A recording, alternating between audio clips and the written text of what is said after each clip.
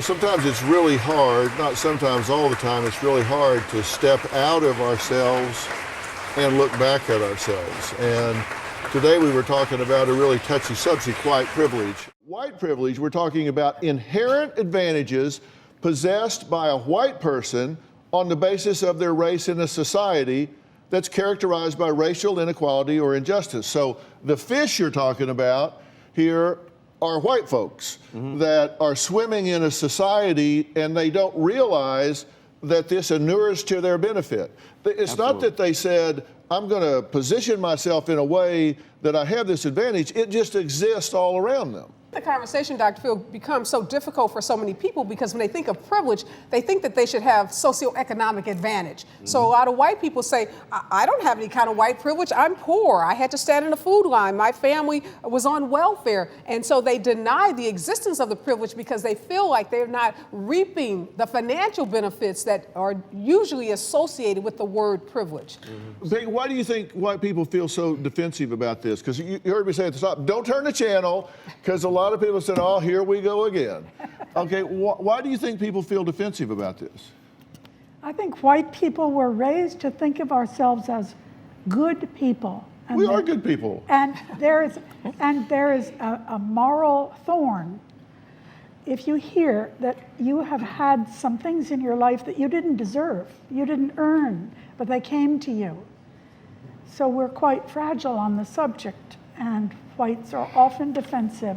One of the things about white privilege, white people don't realize they have it because it's inherent, so they don't think about it. It's not this, they never had the encounter. For example, I get pulled over by the cops. I've had, anything from get out the car and do all of that stuff, or simply asked, how do I afford this car? I happen to drive nice cars. Like, I don't think any white person has ever had that happen, where a cop pulls you over in a BMW and says, how do you afford this car? Like that, so they don't realize it because they've never had that encounter, and they're like, well, that doesn't really happen, and it does. I'm glad you brought that up, because I want to talk about a few examples so you guys understand what we're talking about.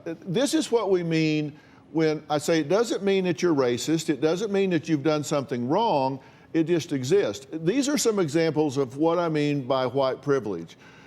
You have white privilege if you can say, I am accurately represented in almost every movie. Okay, now that doesn't mean you did anything, it just means the fact of the matter is, in America, white people are almost always accurately represented in any movie that you watch. Another example, I can go shopping with the comfort of knowing that I will not be followed or harassed. People are not surprised that I am articulate or well-spoken. I can use checks or credit cards and count on my skin color not to work against my credibility.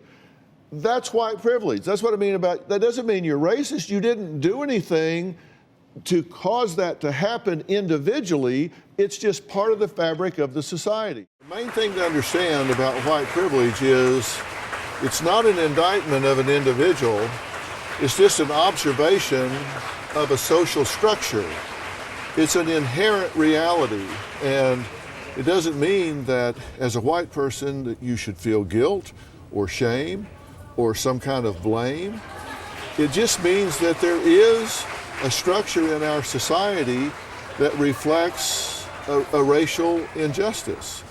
And when you say, well, I don't know, that really affects me. Well, it does affect you. And I've used the example, if you're white, you can walk into Target or Neiman's or Kmart and expect to not be followed. If you are African American and you walk in, you might expect to be followed. And there's just an expectation that you can be trusted and these folks cannot be trusted. And that's just an example of a microaggression that is a product of white privilege. You didn't do anything to create that as an individual, it's just there. So what do you do about it? Reach out.